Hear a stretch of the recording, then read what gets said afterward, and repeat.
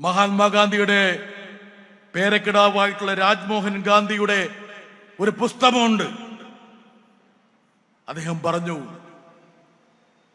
ജീവിച്ചിരുന്നപ്പോൾ മഹാത്മാഗാന്ധി നൽകിയ സന്ദേശത്തേക്കാൾ വലിയ സന്ദേശം തന്റെ മരണത്തിലൂടെ നൽകി എന്നുള്ളത്.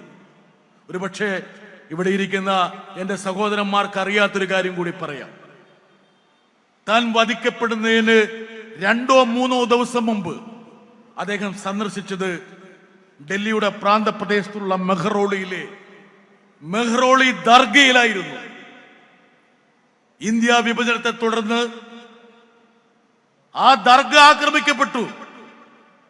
കുത്തബ്ദീൻ ബക്തിയാർ കാക്കി ദർഗ പുനർനിർമ്മിക്കാൻ വേണ്ടി 50,000 രൂപ നൽകണമെന്ന് മഹാത്മാഗാന്ധി ആ സന്ദർശനത്തിന് ശേഷം ജവഹർലാൽ നെഹ്റുവിനോട് അപേക്ഷിച്ചു.